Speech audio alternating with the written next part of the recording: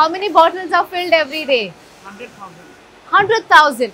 Oh my God. Guys, this is one of UAE's biggest perfume factory, which is spread across 150,000 square feet. And here, 100,000 bottles are filled every single day, making it the biggest production unit in the Middle East. This is Ajmal's perfume factory in Dubai.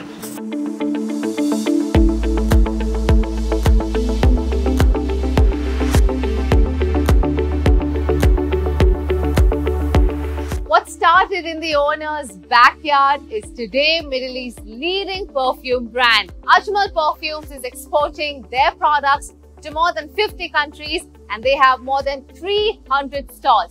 We've been given special access to their manufacturing unit to see how the magic of fragrance is created. Let's go.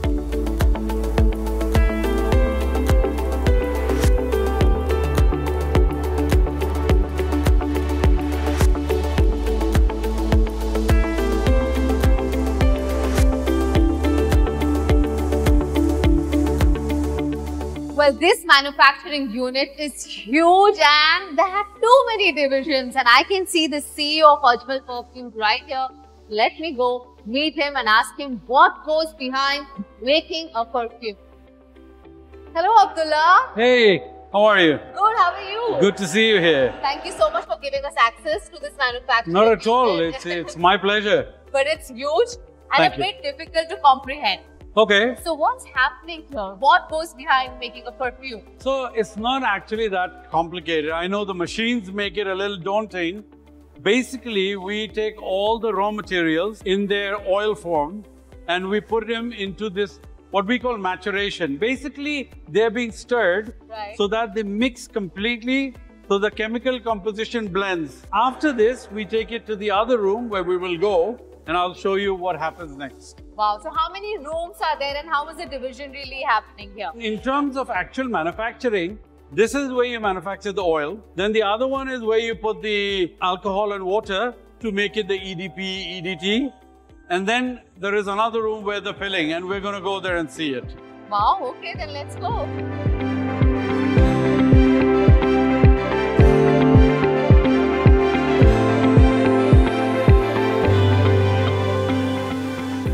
Strong smell. This is not strong. So what is it that I can smell? What this is a product called cypriol. Okay. So it's a wood.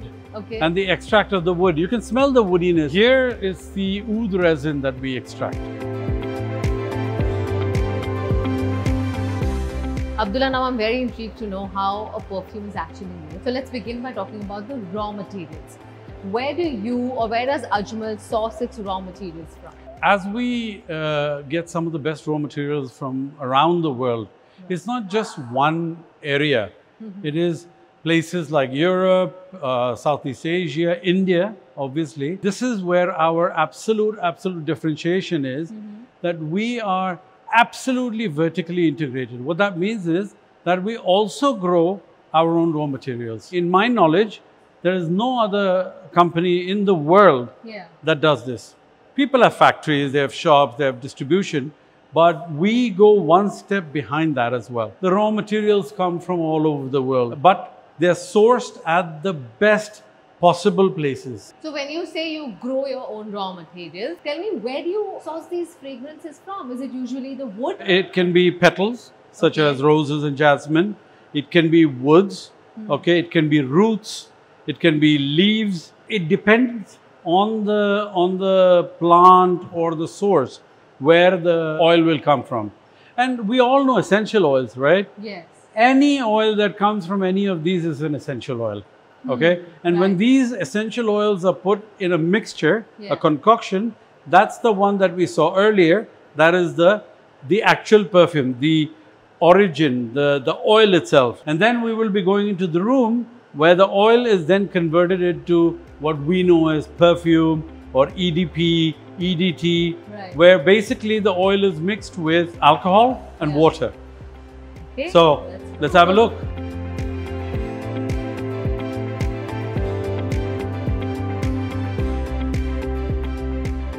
So this is the nerve center of what we call maceration. What is maceration? Maceration is basically ensuring, because everything, even if you use all natural material, it is a chemical process, right? So in here, no manual intervention happens. Alcohol and water at the right, obviously, proportion is put in here, and there is stirring going on inside. Okay? In these metal vats, there is stirring happening, and this will go on for anything between 25 to 45 days, depending on the raw materials. Certain raw materials need more time, others they can be managed less time. What the chemists do is they keep taking out samples from here and checking olfactively, as well as they go send it to the lab to check, is there adulteration, is there a problem? So at every step, we ensure that the quality is being measured, and there is a team with quality control who is looking at the assurance that happens. We chill the perfume. So we take it through this chiller, okay? And at about 4 degrees, any kind of sedimentation or any other further process of chemical mixture will stop. So that gets cleaned out, and the final, we call it a juice, the perfume, is then stored in the vats to be filled in the filling section where we are going to go next.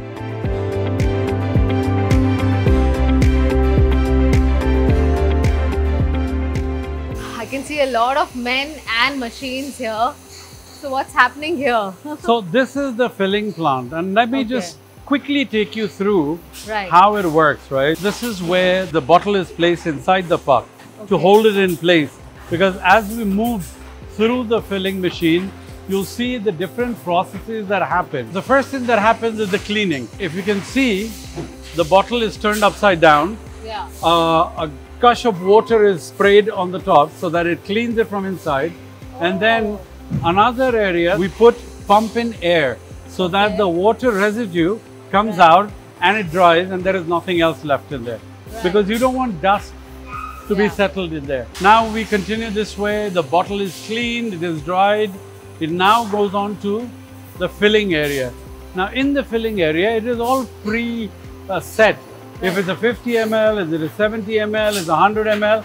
As you can see, this is where the perfume is actually being filled in the bottle.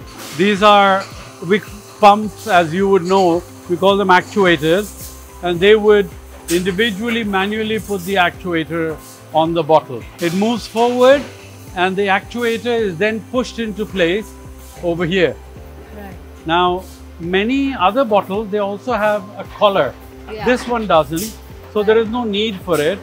We move forward, and they put the cap and the collar together. And there are different designs. So with every design, the process will slightly change here and there.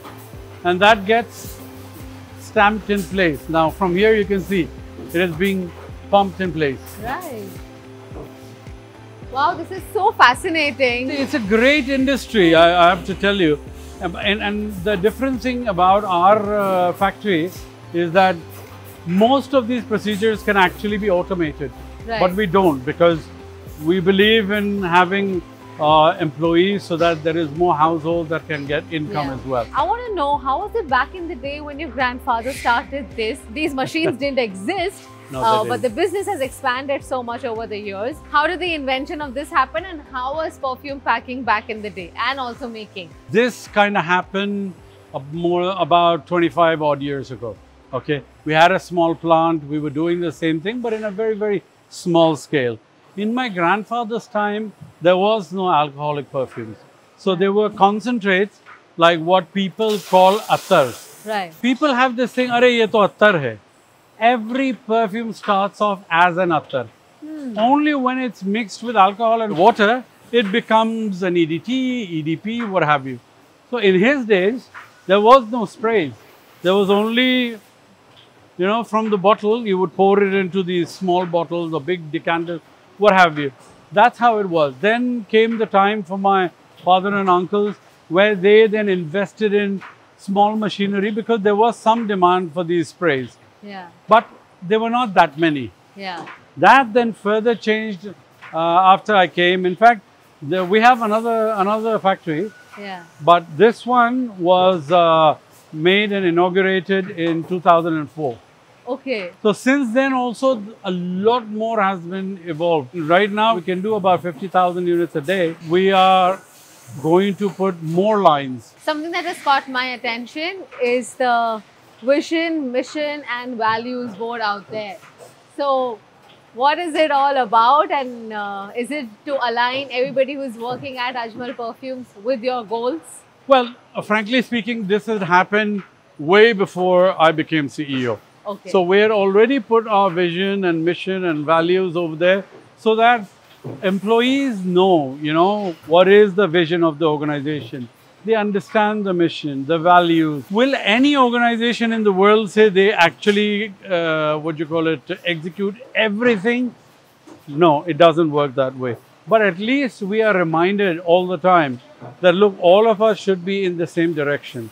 And one of the main reasons why we did it is so that everybody, from a laborer to a manager to an executive, anybody and everybody should know why does the organization, they call it reason to exist, the purpose. And this is our purpose. And what is the goal? I want to be a globally recognized brand. As I mentioned, 60 now, in let's say 5 years max, I want to reach 120 countries at least. This has been very insightful, Abdullah. I've Thank you. learned a lot about perfumes. So thank you very much for showing us around, decoding it for us as to what goes behind making a perfume. Thank you so much. My pleasure. Thank you so much.